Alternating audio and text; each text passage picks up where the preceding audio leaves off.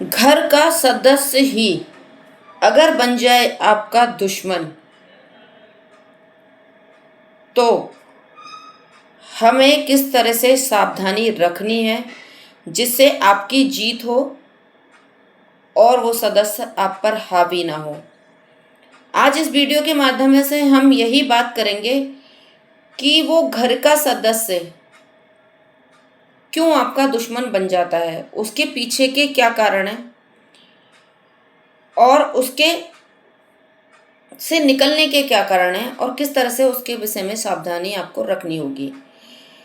अक्सर हम सोचते हैं कि हमारे को जो सबसे बड़ा खतरा है वो बाहर है घर के, चाहे वो ऑफिस हो, चाहे वो आपके पड़ोसी हों, रिश्तेदार हों, नाते हों या कोई भी हो। पर आप जानते हैं कि सबसे बड़ा जो दुश्मन होता है वो आपका घर में होता है। और घर का दुश्मन क्यों आपका ज़्यादा बलशाली है, उसका रीज़न है कि वो आपको चोट नहीं पहुंचाता, वो आपको मानसिक तोड़ता है। फिजिकल आपको चोट नहीं देता, वो मानसिक आपको तोड़ता है और आप टूट जाते हो, आपको समझ में ही नहीं आता कि करना क्या है। तो हम इसी टॉपिक पर आज बात करेंगे इस वीडियो में कि किस तरह से हमें इतने खतरनाक दुश्मन से हमें कैसे बचना है और कैसे क्यों वो बनता है।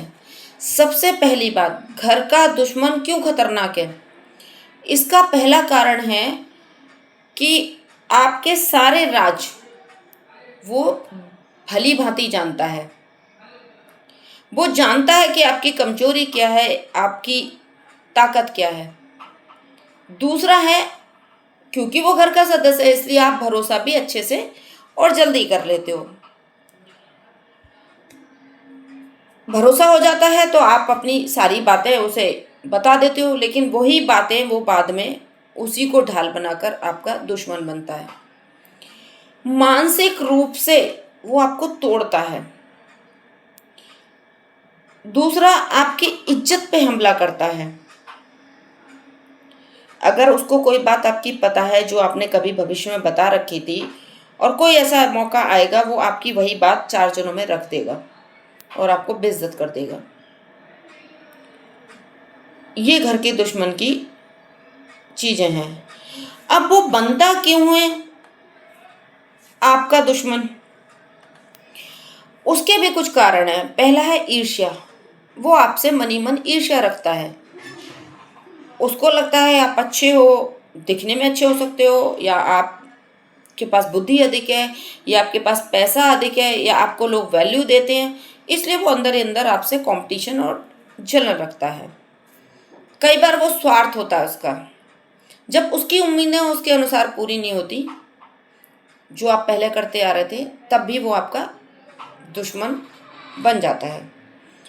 या फिर आपको कंट्रोल करना चाहता है कि आप जो वो कहे या जो वो कहते हैं वो आप करो, तब भी वो आपके दुश्मन बन जाएंगे।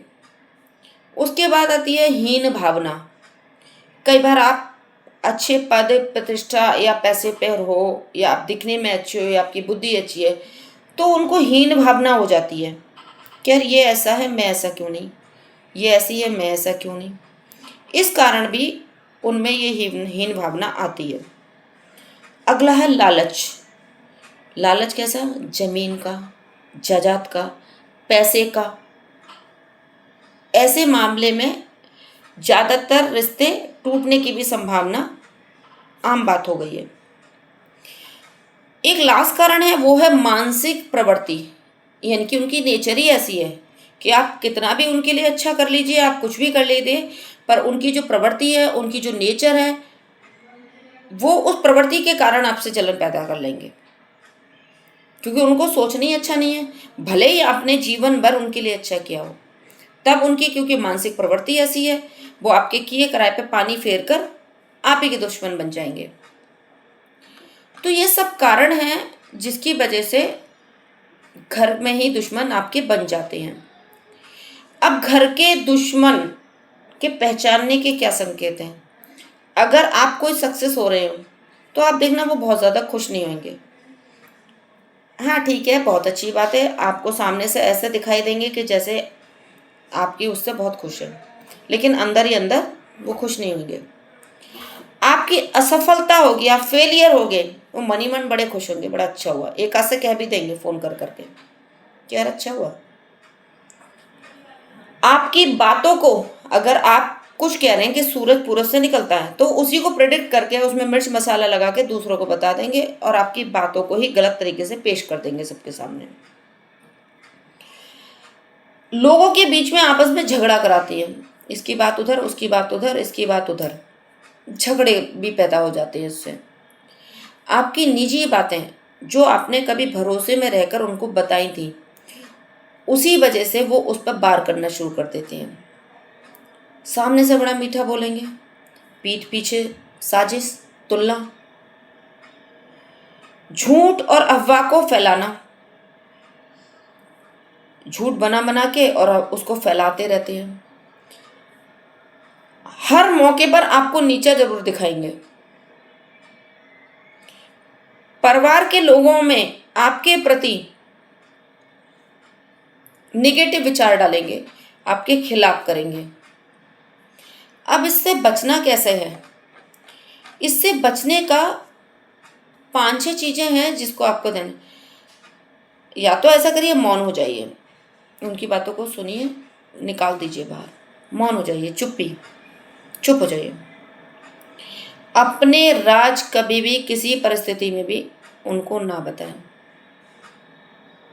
कोशिश करिए छुपाएं, खास तौर से पद, पैसा या कुछ ऐसी चीज़ें जिसे सिर्फ आप जानते हैं, ना बताएं। अगर वो इस तरह का कोई भी आरोप लगाते हैं तो उनसे सबूत मांगें, सबूत दीजिए। सीधी लड़ाई से बचें, डायरेक्टली आप लड़ेंगे आप फिर और बुरे हो जाएंगे, इसलिए डायरेक्ट लड़ाई से बचना चाहिए। दूरियां बनाइए, मानसिक या शारीरिक, जो भी आप बेहतर कर सकते हैं दूरियां बनानी शुरू करिए। इससे क्या होगा, आपकी ऊर्जा बचेगी, जो आपकी एनर्जी बचेगी आप उसे पॉजिटिव कामों में लगाएंगे, ना कि उन्हीं सब बातों में आप बेउलझे रहेंगे। आपके जो लक्ष्य हैं उनको हमेशा फोकस में रखिए कि ये मेरा एम है, ये सारी चीज़ें हैं तो ये मुझे अचीव करना है। आपके क्या लक्ष्य हैं क्या नहीं मत बताइए, आप फोकस करिए, अपने माइंड को स्ट्रॉन्ग करिए, उस पर काम करिए। कभी भी आपकी कोई कमजोरी हो जाहिरी मत होने दीजिए कि आपकी एक कमजोरी है।